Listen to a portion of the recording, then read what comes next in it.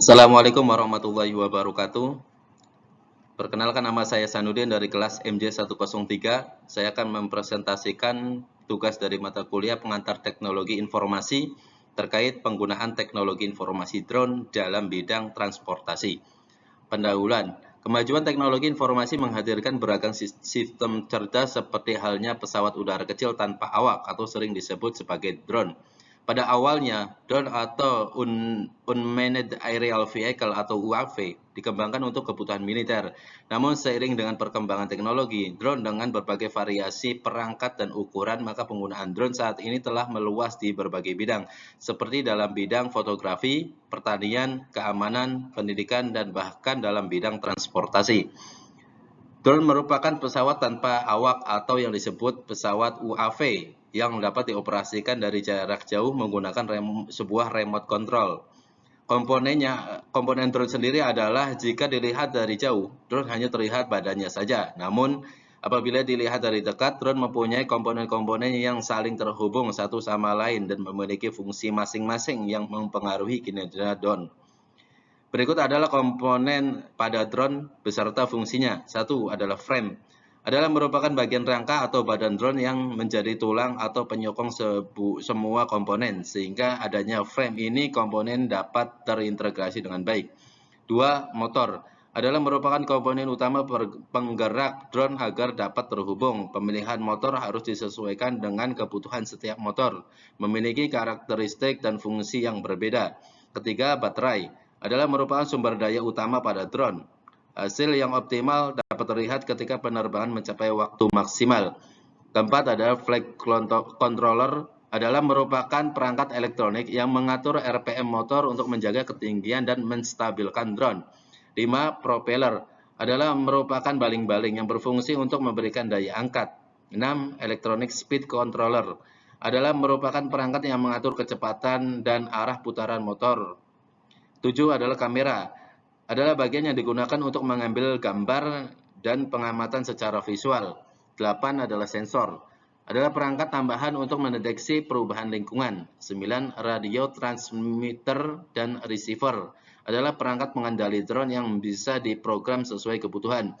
10 power distribution board, adalah perangkat untuk mendistribusikan daya pada drone dan menghubungkan baterai dengan ESC. Jenis-jenis drone. Dalam perkembangannya, drone semakin banyak jenisnya yang disesuaikan dengan kebutuhan. Di antaranya adalah sebagai berikut. 1. Drone quadcopter adalah drone jenis sipil yang modelnya menggunakan 4 baling-baling. Kedua, GPS drone adalah drone yang selalu terhubung dengan sinyal GPS dan satelit. Drone jenis ini bisa kembali ke titik keberangkatan tanpa harus dikendalikan. Ketiga, RTF drone merupakan drone yang paling mudah digunakan. Drone jenis ini memang dirancang untuk para pemula. Keempat, trick drone. Drone jenis ini tidak hanya bisa naik turun dan belok kanan kiri, namun juga mampu berputar ke atas dan manuver. Kelima, helikopter drone. Drone jenis ini seperti layaknya pesawat helikopter yang handal dalam hal kecepatan. 6. Delivery drone. Drone ini dirancang oleh perusahaan retail yang berfungsi untuk mengantarkan barang. 7. Fotografi drone adalah drone jenis didesain untuk melayang dengan kestabilan tinggi. 8. Racing drone adalah drone ini lebih mengutamakan kecepatan bisa mencapai 70-80 km per jam. Gasoline powered drone adalah drone ini mampu bertahan lama dibandingkan dengan drone yang menggunakan baterai. Ke-10. Nitro powered drone. Bahan bakar drone ini merupakan campuran nitrometane dan metanol. 11. Endurance drone. Drone ini didesain untuk terbang sangat tinggi dan tahan lama. Drone jenis ini sering digunakan oleh militer untuk memetakan sebuah wilayah. Dampak positif penggunaan drone dalam bidang transportasi. Drone kini juga digunakan dalam bidang transportasi. Hampir di semua daerah menggunakan teknologi informasi drone sebagai media untuk membantu dalam menjaga serta mengawasi daerahnya yang sulit dijangkau melalui informasi yang nyata, jelas, dan real time. Adapun manfaat drone dalam bidang transportasi adalah sebagai berikut. Yang pertama, pemantauan jalan raya. Dalam hal ini, drone dapat digunakan untuk memantau kondisi jalan seperti kerusakan jalan dan memantau proses perbaikan jalan atau pembangunan jalan. Kedua, pemantauan lalu lintas. Drone digunakan sebagai alat memantau lalu lintas yang akurat, sehingga drone dapat memberikan informasi atau gambaran situasi jika adanya kemacetan, kecelakaan, dan kepadatan kendaraan di suatu jalan, sehingga dapat secara akurat dan cepat memberikan informasi kondisi tersebut kepada pihak yang berwenang untuk dapat meminimalisir terjadinya kemacetan atau penumpukan kendaraan yang terus bertambah. Ketiga, pengiriman atau penyimpanan barang. Drone juga dapat digunakan sebagai alat untuk mengirim suatu barang namun dengan skala kecil yang disesuaikan dengan kemampuan drone itu sendiri, seperti pengiriman dokumen atau paket-paket kecil dalam proses penyaluran bantuan kepada para petugas di lapangan atau kepada para korban kecelakaan dan bencana alam. Keempat, patroli keamanan. Dalam hal keamanan, drone juga digunakan sebagai alat pantau dalam melihat kondisi atau suasana di jalan raya atau melakukan patroli di daerah yang sulit dijangkau atau terlalu berbahaya bagi manusia. Sehingga keberadaan teknologi drone dalam bidang transportasi dapat berdampak positif serta sangat membantu dalam mengatasi beberapa masalah seperti kemacetan lalu lintas.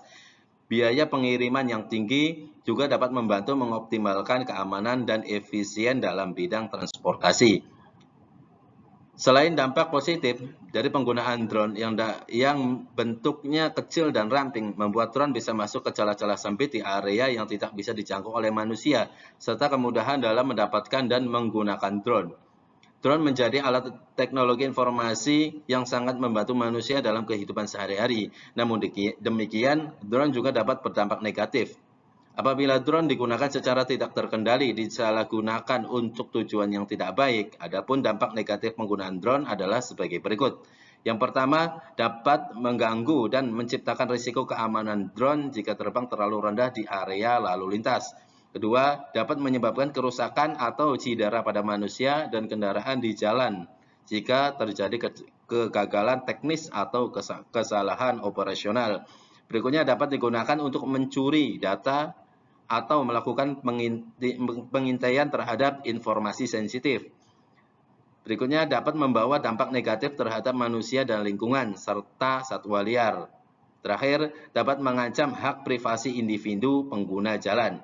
Untuk memaksimalkan manfaat dan mengurangi resiko penggunaan drone, maka perlu adanya kesadaran dan etika dan menjaga privasi orang lain. Peraturan Menteri Perhubungan. Saat ini regulasi penerbangan bukan hanya mengatur penerbangan angkutan udara, tetapi juga mengoperasikan terhadap sistem pesawat udara tanpa awak atau drone. Regulasi ini diatur oleh satu Peraturan Menteri Perhubungan Nomor 37 Tahun 2020. Yang kedua, Peraturan Menteri Perhubungan Nomor 63 Tahun 2021. Aturan Menteri Perhubungan Nomor 37 Tahun 2020 tersebut meliputi standar operasional prosedur atau adalah sebagai berikut. 1. Prosedur penilaian faktor kondisi lingkungan sebelum pengoperasian drone. 2. Prosedur koordinasi yang dilakukan sebelum, selama, dan sesudah pengoperasian. 3. Prosedur komunikasi antara remote pilot dengan unit pelayanan navigasi penerbangan. 4. Prosedur emergensi yang tidak menimbulkan resiko keselamatan. Pengawasan dan saksi adalah sebagai berikut. Pengawasan dilakukan oleh inspektur penerbangan dan instansi terkait. Kedua, objek pengawasan mencakup penetapan rencana terbang, registrasi sertifikat operator, remote pilot, serta izin keamanan. Ketiga, atas pengoperasian drone yang melanggar keamanan, mengancam keselamatan, tidak memiliki persetujuan, dan menyimpang dari persetujuan akan mendapatkan sanksi pidana, sanksi administratif, dan tindakan secara paksa. Aturan Menteri Perhubungan Nomor 63 Tahun 2021 tersebut diantaranya adalah 1. Penerbang pesawat tanpa awak atau remote pilot adalah orang yang memegang kendali penerbang pesawat udara kecil tanpa awak yang bertanggung jawab atas keselamatan dan pengoperasian pesawat udara kecil tanpa awak atau drone. Kedua, sistem pesawat udara tanpa awak yang dioperasikan bukan untuk tujuan komersial dan hanya dapat digunakan sesuai peruntukannya dengan memperhatikan dioperasikan berdasarkan organisasi berbasis komunitas. B. Berat pesawat tanpa awak dan seluruh peralatan di dalamnya tidak melebihi dari 15 lbs atau 7 kilo. C. Memenuhi beberapa ketentuan sistem pesawat udara kecil tanpa awak untuk keperluan hobi atau rekreasi.